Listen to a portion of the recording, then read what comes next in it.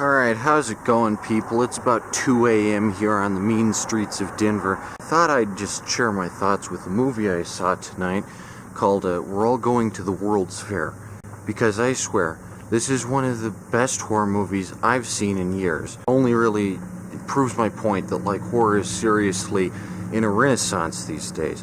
So let's talk about We're All Going to the World's Fair, which I think is probably the best internet horror movie I've ever seen. Just hearing the premise for We're All Going to the World's Fair, I didn't really want to see it because there are a lot of movies that I would put in the subgenre of internet horror, meaning that they use actual screenshots or recordings or simulated screenshots of recordings of the internet as like a storytelling device. While this strategy can be used to great creative effect, it has potential, you could say. It rarely is. I have seen a lot of examples of this kind of thing. I saw the Slender Man movie when it first came out. That thing was one of the worst horror movies I've ever seen, no contest. The CGI was terrible. Slender Man was done dirty.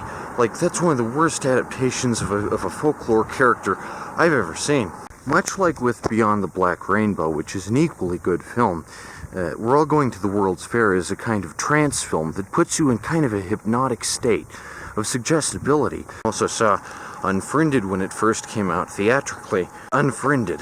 What a movie. It's ridiculous. The guy shoves his hand in a blender. It's so overstated. And they don't even know how the internet works. It's the kind of movie that needs to be seen, you know. This is the kind of movie that I think is very revolutionary in terms of cinematic acumen. Going into We're All Going to the World's Fair, I figured that it was going to be much the same. And the protagonist, Casey, deals with a lot of mental illness and edgy shit and self-harm, and I thought, oh no, this is going to be an out-of-touch social commentary on internet challenges that don't even really exist, like the Blue Whale game, which is mostly just a fucking urban legend. We're All Going to the World's Fair is much more realistic, it's much more intense, even though there's barely any gore. There are a few practical effects here and there, but like, it's a very psychological, very taut, very riveting film, and I highly recommend it. I realized gradually, throughout the course of this incredible 90-minute little feature film, that, oh my gosh, this is an actually self-aware, provocative, interesting movie that understands the internet and is made by people who obviously, you know, use the internet, which is something that I think you need to do to make a good internet horror movie, you know? In fact, I was completely transfixed viewing this movie. That's just how good it is. It completely sucks you in with all its vivid cinematography and how the shots are composed. There is no deep or dark web shit on here, which is good because the dark web isn't really all that scary. It's just a giant LSD store. It's like Costco, but for LSD. The entire story just takes place on the surface web, and I think that's a very revolutionary approach. They don't even have expensive cameras or special effects, and all the cameras are obviously different. Like, whoever made this obviously understands that in order to tell a story via an internet medium, you need to have different looking cameras that look different. This movie comes through in spades on that front. Like, every camera looks different, and you can tell the difference between a camera someone is recording on and the camera that's recording the movie, which of course is very claustrophobic and fear-inducing. Not only does this movie only have two characters, it has some of the most incredible cinematography, shot composition, and soundtrack of any movie this year. In fact, 100%, this is one of my favorite movies this year. Not only because the main protagonist, Casey, is played by an incredible actress named Cobb, and this is her debut film. So I think what we're seeing here is a Jodie Foster Taxi Driver type situation.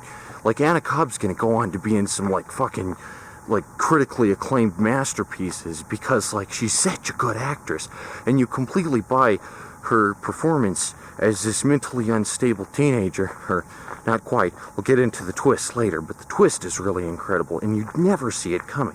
This movie is incredibly atmospheric. It sets a tone really well.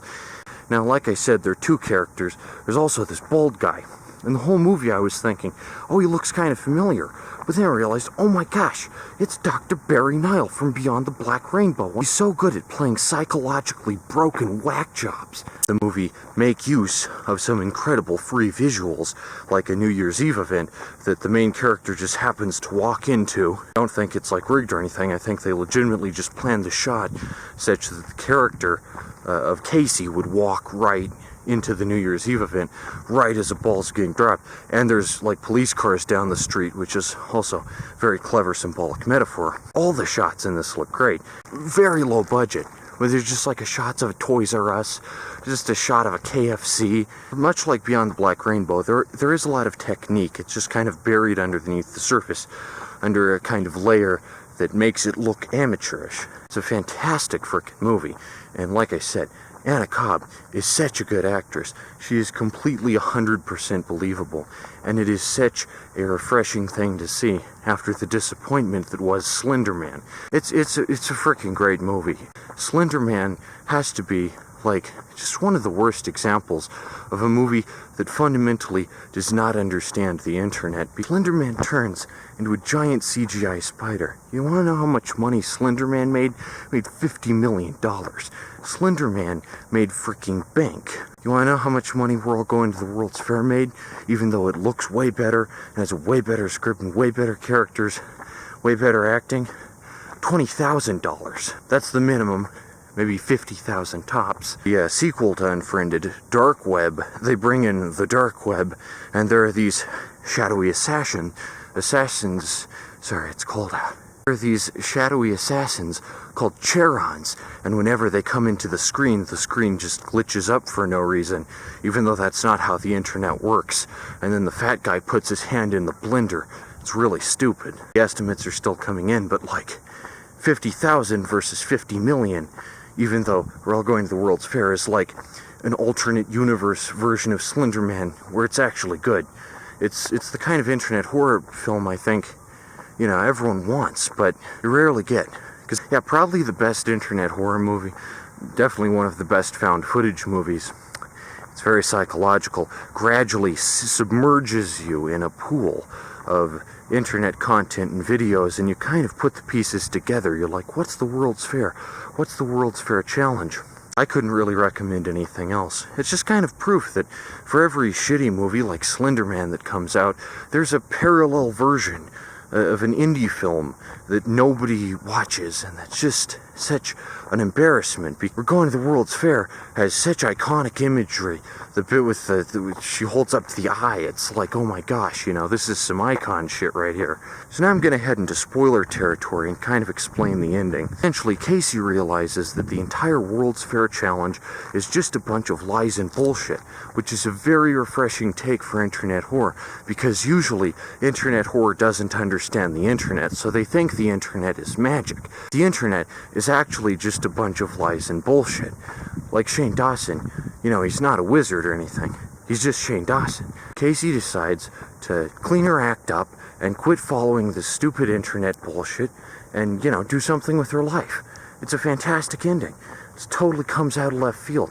So many indie films just do not get watched enough. I didn't see it coming personally, but man oh man, does it just go completely in a direction that both makes sense thematically within the confines of the story and is a complete, like, 180 out of left field that you'll never see coming. I'm not going to spoil too much about it, but just know that as you watch this film gradually, your mind will start to deteriorate and you'll start wondering what's even real anymore. It's just tour de force. It's just like, you can have a movie where it's just a bunch of shots of KFC and shit and like two characters.